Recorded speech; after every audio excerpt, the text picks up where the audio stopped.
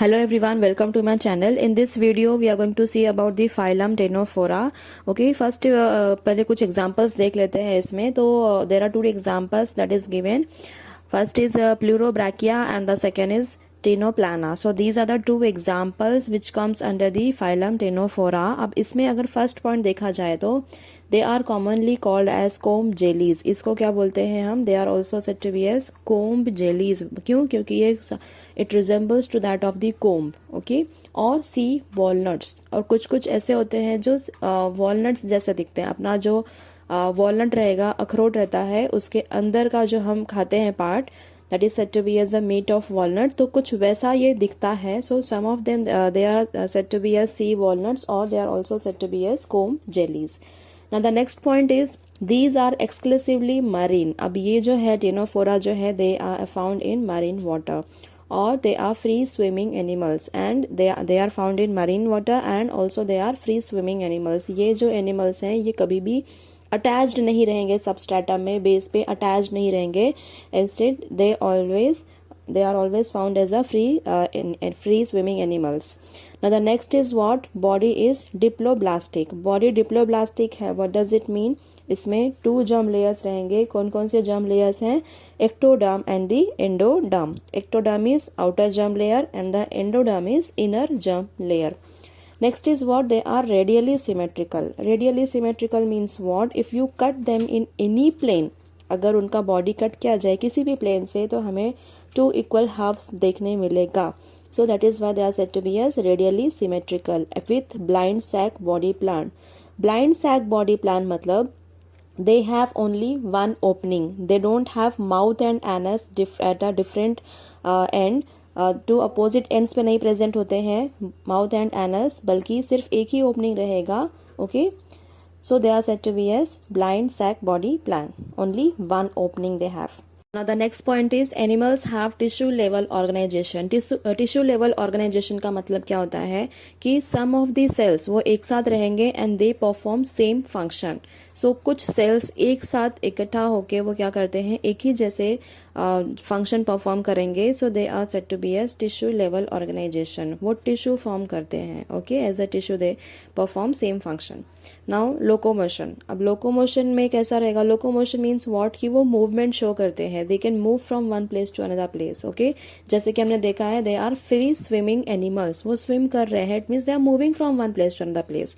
So it is said to be as locomotion. वो कैसे होता है? It is with the help of by 8 rows of ciliated comb plates. Ciliated means what? Cilia मतलब क्या होता है? स्मॉल हेयर लाइक स्ट्रक्चर्स होते हैं. They are the small hair like structures और ये कोम जैसे बहुत से प्लेट्स रहेंगे, उसमें ही ये सिलिया प्रेजेंट रहेगा. So 8 rows of ciliated comb plates are present. With the help of this they can locomote from one place to the another place. Characteristics, इनका जो एक मेन कैरेक्टरिस्टिक्स है टेनोफोरा का, वो बायोलुमिनेसेंस शो करते हैं. Bioluminescence show करते हैं. ओके, अब इसका मतलब क्या होता है कि दे एमिट लाइट. जहाँ पे भी टेनोफोरा प्रेजेंट रहेगा इफ यू सी तो वो लाइट एमिट करते हैं, अलग ही वो चमकते रहेंगे. So it is said to be as they have bioluminescence property और you can say character. Now the next is like cnidarians, ctenophores also exhibit extra and intracellular digestion. अब इसमें आपको एक्स्ट्रा और इंट्रासेलुलर डाइजेशन देखने मिलेगा. Extra cellular मतलब क्या होता है? जिसमें digestion it represents nutrient breakdown and absorption that occurs outside of the cell. Cell के बाहर होगा nutrient breakdown and absorption. Okay, और जो इंट्रासेलुलर डाइजेशन है, इंट्रासेलुलर मतलब क्या? जिसमें digestion it refers to the breakdown and absorption of nutrients inside the cell. Cell के अंदर होगा. इंट्रा मीन्स सेल के अंदर, एक्स्ट्रा मीन्स सेल के बाहर. Okay, now next is what? Reproduction. अब इसमें टेनोफोरा में जो है रिप्रोडक्शन कैसा होगा? It is only by the means of sexual. Okay, इसमें सेक्सुअल रिप्रोडक्शन ही होगा. अब ये जो सेक्सुअल रिप्रोडक्शन है वो कैसा रहेगा? It is indirect development. Indirect development means what? कि इसमें जो लार्वल स्टेज रहेगा it is distinct to that of the adult stage. Now the next is they are called as acnidarians. अब इसे एक्निडेरियंस क्यों बोल रहे हैं? बिकॉज इसमें नीडोब्लास्ट एब्सेंट है. तो अगर नीडोब्लास्ट एब्सेंट रहेगा then it is said to be as acnidarians. Okay, they have they have colloblast to capture the prey. तो इसमें नीडोब्लास्ट नहीं है, लेकिन इसमें क्या प्रेजेंट है, कोलोब्लास्ट है। कोलोब्लास्ट क्या रहेगा, वो स्टिकी सेल्स होते हैं। What they are sticky cells जो कि प्रे को कैप्चर करने में हेल्प करते हैं। ओके, कोलोब्लास्ट जो है they are sticky cells. With the help of these sticky cells ये क्या करेंगे, टेनोफोरा प्रे को कैप्चर करेंगे। Okay, now the next is what, it is one of the minor phyla. ये क्या है, one of the minor phyla. इसमें आप देखेंगे तो थोड़े कम ऑर्गेनिजम्स पाए जाएंगे, so they are said to be as a minor phyla. Okay, या now the in next slide here you can observe कि जो कोलोब्लास्ट है, see here you can see two pictures. जो फर्स्ट वाला पिक्चर है it is colloblast, पूरा एक क्लोरोब्लास्ट का पिक्चर यहाँ पे दिखाया हुआ है। And in the second picture you can observe कि जो इसका हेड लाइक स्ट्रक्चर है वो यहाँ पे जूम करके दिखाया हुआ है। Okay, so first we are going to observe this full picture of the colloblast. तो पहले in this you can observe the secretory adhesive granules. Okay, secretory granules तो यहाँ पे present है, so they are what, adhesive. Now what does it mean, ये जो secretory granules है ये क्या करता है, they are the source of adhesion.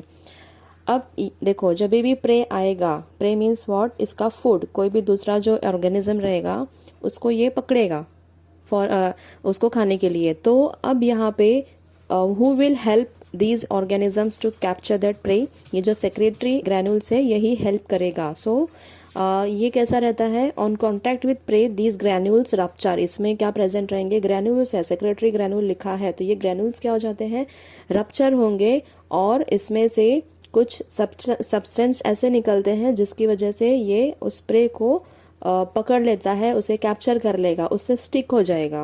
Okay, so they are basically for the adhesion purpose. Now next is what, spiral filament. ये जो spiral जैसा दिख रहा है ये क्या है, स्पाइरल फिलामेंट है। And these spiral filament this are derived from the straight filament. Here you can observe two filaments are there, एक स्पाइरली अरेंज्ड है और दूसरा वाला स्ट्रेट है। तो जो स्पाइरली अरेंज्ड है ये स्ट्रेट फिलामेंट से ही डिराइव हुआ है। Okay, and these both they are said to be as nucleus. Spiral filament को भी हम न्यूक्लियस बोलते हैं और स्ट्रेट फिलामेंट को भी हम क्या बोलेंगे, न्यूक्लियस बोलेंगे। अब ये क्या करेगा, जो स्पाइरल फिलामेंट है what it is going to do, जब भी ये सेक्रेटरी ग्रैन्यूल्स किसी भी प्रे को कैप्चर करेगा या उससे अटैच होगा, स्टिक होगा, तो कुछ एक यहाँ पे जर्क आएगा, तो ये जो भी इम्पैक्ट है इसका, जब ये रप्चर होगा तो इसका जो भी इम्पैक्ट है ये स्पाइरली अरेंज्ड फिलामेंट जो है ये इसे एब्जॉर्ब कर लेगा। क्या करेगा, एब्जॉर्ब कर लेगा। Okay, now next is what, see in the next diagram what you can observe, जो इसका सेक्रेटरी ग्रैन्यूल्स है वो पार्ट थोड़ा जूम करके दिखाया है। अब यहाँ पे यू कैन ऑब्जर्व कि एडहेसिव ग्रैन्यूल प्रेजेंट है। एडहेसिव ग्रैन्यूल मतलब वही सेक्रेटरी ग्रैन्यूल को ही हम एडहेसिव ग्रैन्यूल बोलेंगे। तो इसका फंक्शन क्या हो जाएगा, ये बर्स्ट होगा and they will release adhesive on contact with prey. तो कुछ ऐसा सब्सटेंस निकलेगा जिसकी वजह से क्या हो जाएगा, वो प्रे को कैप्चर कर लेगा, उससे स्टिक हो जाएगा। अब उसके बाद यहाँ पे आप देखेंगे कि रेडिएटिंग फाइबर्स प्रेजेंट है। तो ये रेडिएटिंग फाइबर्स के एंड पे ही you can observe adhesive granules. तो on each end every radiating fibres you can observe adhesive granules are present. Now outer side में, आउटर सरफेस पे you can observe covering cell. अब ये covering cell का function क्या है, ये जो कवरिंग सेल है वो स्टिकी रहता है, they are sticky in its nature. So इसकी वजह से ये क्या करेगा, प्रे को कैप्चर कर लेता है। Now next is what, C here you can observe nucleus. तो ये जो स्ट्रेट वाला न्यूक्लियस था, स्ट्रेट फिलामेंट, वो यहाँ पे प्रेजेंट है, it is what, nucleus. Now in right hand side you can observe कि स्पाइरल फिलामेंट प्रेजेंट है। हमने फर्स्ट वाले डायग्राम में भी देखा था spiral filament, so it is same over here. Now the next is what, synapse. यहाँ पे क्या प्रेजेंट है, synapse. And here you can observe neuron. तो इसमें synapse and neurons are also present. Okay, so now left hand side you can observe कि यहाँ पे क्या प्रेजेंट है, रूट प्रेजेंट है। Now what is the function of these roots, ये roots क्या करते हैं, they anchor the colloblast to the denser inner layer of the tentacles. ये कोलोब्लास्ट कहाँ पे प्रेजेंट होता है, they are present in the tentacles. तो अब ये जो रूट्स हैं ये हेल्प करता है कोलोब्लास्ट को, so that they can attach with the tentacles. Okay, now next is what, mesenchyme. अब ये मेसेनकाइम का फंक्शन क्या है, they are the connective tissue that give rise to tissues such as skin, blood, okay, और जो bone रहता है, ये सब सेल्स से, ये सब टिश्यूज से क्या हो जाता है, ये मेसेनकाइम अटैच होता है।